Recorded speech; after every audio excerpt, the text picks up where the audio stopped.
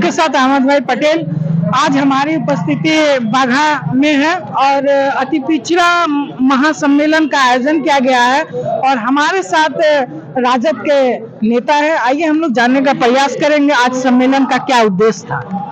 आज का जो सम्मेलन का मुख्य उद्देश्य है वो आज अति पिछड़ों का सम्मेलन है और शुरू से हमारी पार्टी की ये धारणा रही है, मान्यता रही है कि जो समाज का अंतिम पंक्ति का लोग है उसकी सत्ता में भागीदारी कैसे हो, रोजगार में भागीदारी कैसे हो, शिक्षा में उसकी भागीदारी कैसे हो।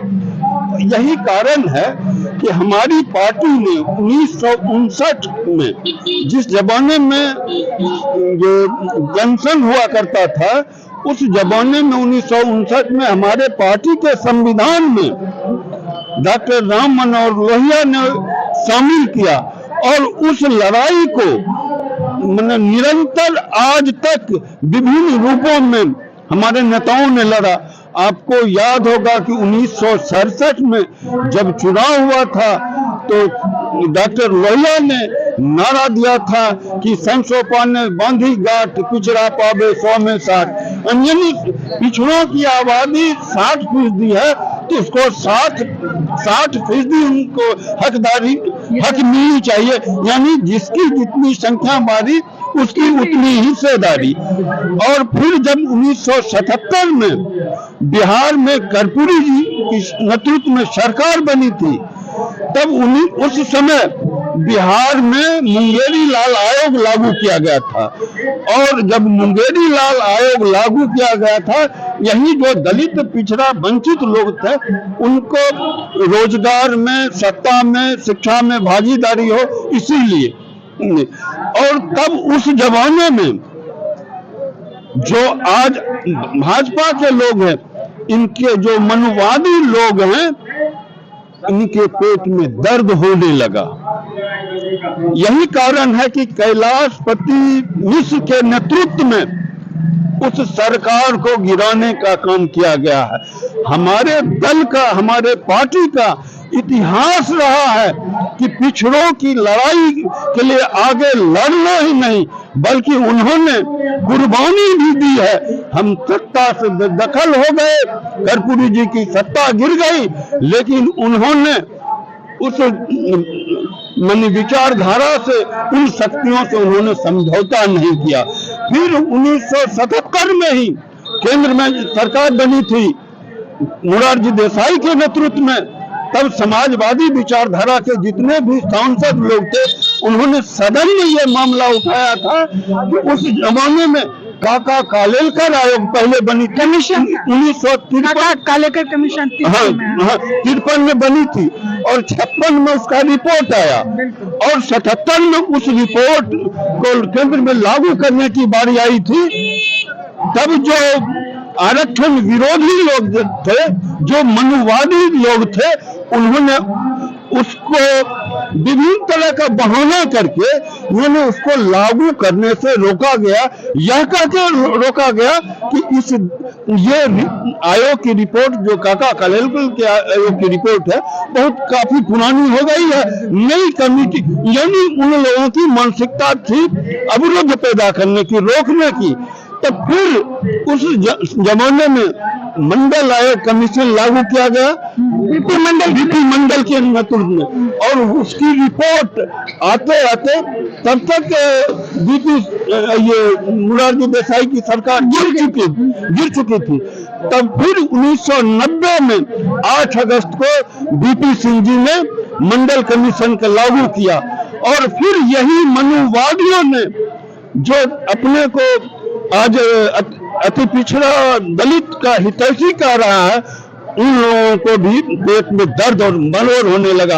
वह नहीं चाहता था कि कोई दलित का बेटा, कोई पिछड़ा का बेटा कुर्सी पर बैठे, इसलिए उस जमाने में भी जो मनुवादी लोग थे बीपी सिंह से समर्थन वापस ले लिया राम मंदिर के नाम पर। याद होगा ये लोग दिखावे के लिए ये मैंने पिछड़ों की बात करते हैं, कहते हैं हमने 27 मंत्री पिछड़ा बना दिया केंद्र में, लेकिन एक एक करके पिछड़ों के अधिकारों का हक मारा जा रहा है। मैं एक उदाहरण देना चाहता हूं। 2018 में भारत सरकार ने एक अध्यादेश लाया था, 314 पिछड़े वर्ग का लड़का यूपीएससी कंप्लीट किया और उसका 7.5 लाख क्रिमिनल उस समय था। 314 लड़का को एक अधिसूचना में, एक ऑर्डिनेंस में उसको घटा 6 लाख कर दिया 7.5 लाख से, और 314 लड़का मैंने कलेक्टर बनने से, आईपीएस बनने से वह वंचित हो गया। आप बताइए उस परिवार के जो 314 पिछड़े लड़के हैं, उस परिवार के दिल में क्या गुजरा होगा। 314 लड़का मैंने कलेक्टर बनने से, आईएएस बनने से वंचित रह गया। उस परिवार के दिल पे क्या गुजरता होगा। फिर उसके बाद इन दिनों आप देख रहे हैं जब बिना यूपीएससी का एग्जाम लिए हुए लिटरली बहाली हो रही है। पहले 10 किया, फिर 31 का किया, फिर 340 का किया, और सारे लोग उसमें 90-95% सिर्फ ब्राह्मण है, 2-4-5% अन्य सवर्ण वर्ग के हैं। उसमें एक भी पिछड़ा वर्ग का नहीं है, उसमें एक भी दलित नहीं है, उसमें एक भी अल्पसंख्यक नहीं है। आप बताइए, पिछड़ा का बेटा पिछड़ा का हितैषी है कि पिछड़ा का विरोधी है। बिना एग्जाम लिए हुए लिटरली एग्जामिनेशन लेके, परीक्षा लेकर के, और सीधा उसको ज्वाइंट सेक्रेटरी बना रहा है। अब आप सोच सकते हैं ये कैसे ये पिछड़ा का हित करने वाला ये पिछड़ा का बेटा है। क्या लग रहा है इस बार मोदी जी की सरकार चली जाएगी? बिल्कुल, ये माफ कीजिएगा, ये मीडिया का परसेप्शन है जो तरह तरह की बात करके कि विपक्ष का नेता कौन होगा, चेहरा कौन होगा, ये कह के बहाना बनाया जा। ये मीडिया जो है, जो गोदी मीडिया है, वह इस देश में माहौल बना रहा है। आपको याद होगा 1991 में जब पीवी नरसिम्हा राव प्रधानमंत्री बने थे, उस समय किसी ने मैंने चेहरा को घोषित नहीं किया और बड़ी सुगमता से वो चेहरा आ गया। फिर 2004 में जब मनमोहन सिंह की सरकार बनी थी, उस समय हमने तो चेहरा उजागर नहीं किया था।